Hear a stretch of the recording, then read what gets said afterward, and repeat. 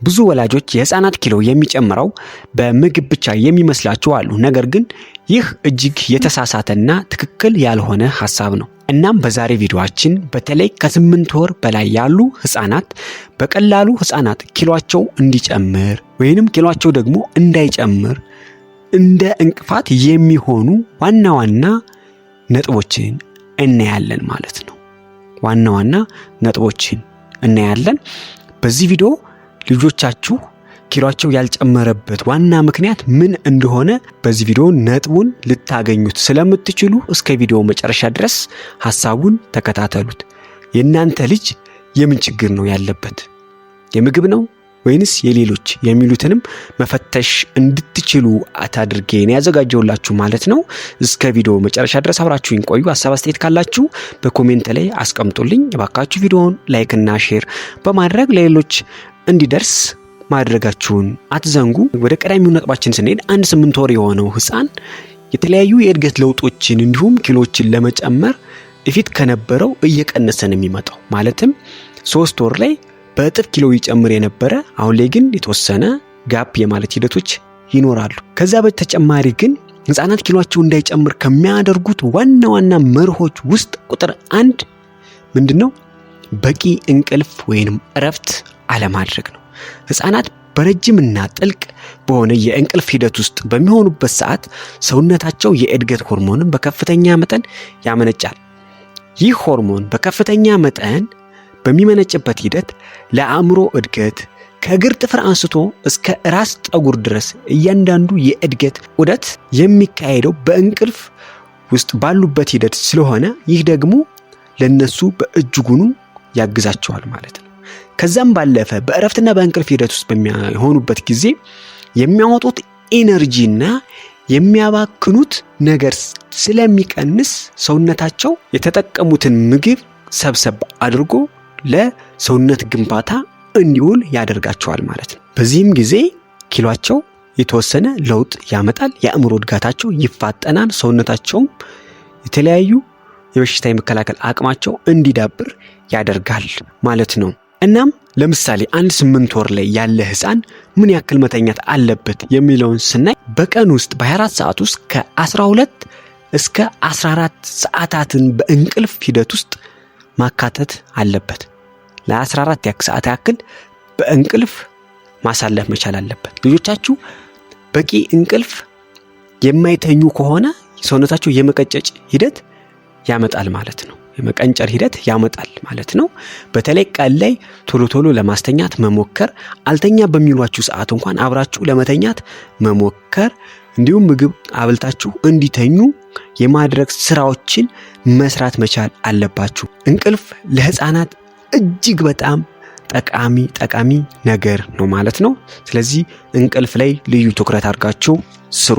በሁለተኛ ላይ የምናገኘው እንቅስቃሴና ጨዋታዎችን እንዲያደርጉ ማድረግ። ይህ ስንል ምንድነው? የተለያዩ እንቅስቃሴዎችን በሚያደርጉበት ሰዓት ሰውነታቸው የበሉትን ምግብ ዳይጀስት ያደርጋል። ከዛስ በመቀጠል የምግብ እንሽርሽሪታቸው እንዲፋጠን ያደርጋል ማለት ነው። ስለዚህ አንድ የበልተው ምግብ አንበላም እንዳይሏችሁ ያግዛቸዋል ማለት ነው። ቶሎ ምግብ እንዲመገቡ ይረዳቸዋል ማለት ነው። ሶስተኛውና ዋናው ነጥብ ሰውነታቸው ኪሎ እንዳይጨምር እንዳይፋፋ ከሚያደርጉት ሂደት ውስጥ የጤና ሁኔታ ነው። በህፃናት ላይ ሊያጋጥሙ የሚችሉ የጤና ሁኔታዎች በልዩነት በተለይም እንደ ተቅማጥ፣ ሳል፣ የተለያዩ የጉንፋን በየጊዜው ጉንፋን መያዝ እንዲሁም የጥርስ መውጣት ሂደት መኖር፣ የግግ ህመም መኖር እንዲሁም የአንጀት ትላትሎች ተጠቂ መሆን። በዚህ ጊዜ ሁሉን ነገር እያነሱ ወዳፋቸው የሚሉበት ወቅት ስለሆነ ወላጆች ንጽህናውን ያልተጠበቀ ዕቃ መስጠቷቸውና ያንን ወዳፋቸው እያስጠጉ የሚሉ ከሆነ የአንጀት ትላትል ያጋጥማቸው ይችላል ማለት ነው። በተለይም ደግሞ የላም ወተት በዚህ ወቅት የጀመሩ ከሆነ አንድም ላለመፋፋት እንዲሁም ለደም ማነስና ለደም ካንሰር የመጋለጥ እድላቸው ስለሚኖር በዚህ ሂደት ውስጥ ምን ያደርጋሉ ማለት ነው? ያለመፋፋት ሂደቶችን ያሳያሉ ማለት ነው። እናም የጤና ሁኔታቸውን በአግባቡ ቼክ ማድረግ መቻል አለባችሁ ማለት ነው። እንግዲህ አራተኛ ላይ የምናገኘው አመጋገብ አራተኛው ላይ አመጋገብ ለክብደት መጨመር የሚጠቅሙ የፕሮቲንና የካርቦሃይድሬት እንዲሁም ካሎሪንና በቅባት የበለጸጉ ምግቦችን እንዲመገቡ እንደየእድሜያቸውና እንደየጊዜያቸው እንዲመገቡ አለማድረግ ነው። ካሁን በፊት የተለያዩ ክብደትን ሊጨምሩ የሚችሉ የምግብ አይነቶች በተመለከተ ብዙ ቪዲዮዎችን ሰርቻለሁ። ነገር ግን አሁን የተወሰነ ልነግራችሁ ፈልጋለሁ። ከነዛም ውስጥ አንደኛ የእናት ጡት ወተት ነው። የእናት ጡት ወተት ቢያንስ እስከ 2 ዓመት ድረስ መጥባት መቻል አለባቸው። ከዛ በተጨማሪ ግን ከ8 ወር ጀምሮ እንደ አቮካዶ፣ የወይራ ዘይት፣ የለውዝ ቅቤ፣ የእንቁላል አስኳል፣ የተፈጨ ስጋ፣ ሙዝ፣ የገንፎ እህል፣ ስኳር ድንች እነዚህ ምግቦችን አንድም በመደበኛ የምግብ ስርዓታቸው ውስጥ ሁለትም ደግሞ እንደ ተጨማሪ የምግብ ስርዓት በማካተት እንዲመገቡ ማድረግ መቻል አለባቸው ማለት ነው። እነኚህ ምግቦች እጅግ በጣም ጠቃሚ ለአእምሮ እድገት፣ ለሰውነት ግንባታ እንዲሁም ለጤናማ የተስተካከለ የአቋም ሁኔታ እንዲኖራቸው ያግዛቸዋል ማለት ነው። ከ12 ወር በላይ ከሆኑ ከ1 ዓመት በላይ ከሆኑ ደግሞ እንደ ወተትና ማር ያሉ ምግቦችን እንዲጀምሩ ማድረግ መቻል አለባችሁ። የላም ወተት፣ እርጎ፣ አይብ የመሰሉ ምግቦችን እንዲመገቡ ማድረግ፣ ምግብን በጨዋታና በደስታ እንዲበሉ ማድረግ መቻል አለባችሁ። ምግቦችን ደስ ብሏቸው ወደውት እንዲመገቡ የማድረግ ስራዎችን መስራት መቻል አለባችሁ ማለት ነው። እነዚህን ምግቦችን በመጠቀም ለልጆቻችሁ የኪሎ መሻሻል ሂደት በእጅጉኑ ጠቃሚ ነጥቦችንና ውጤቶችን ታገኛበታላችሁ ማለት ነው። ከዛ በተጨማሪ እንዴት አድርጋችሁ ገንፎ አጥሚት ማዘጋጀት እንደምትችሉ እዚሁ ቻናል ላይ ለልጆች ኪሎ መጨመር የሚያግዝ የአጥሚትና የገንፎ አዘገጃጀትን በተመለከተ ጥሩ ቪዲዮዎችን ሰርችላችኋለሁ። እነሱን ገብታችሁ መመልከት ትችላላችሁ። 5ኛ ላይ የምናገኘው ግን ምንድነው? ከጭንቀትና ከግል ንጽህና ጋር የተያያዙ ናቸው። ህፃናት የማይጨነቁና አይመስላችሁ። በተለይ ከ8 እና 6 ወር ጀምሮ 7 ወር፣ 8 ወር፣ 9 ወር ላይ ይጨነቃሉ። ከሚጨነቁበት ዋነኛው መንገድ ውስጥ አንደኛው ምንድነው? ፍርሃት ነው።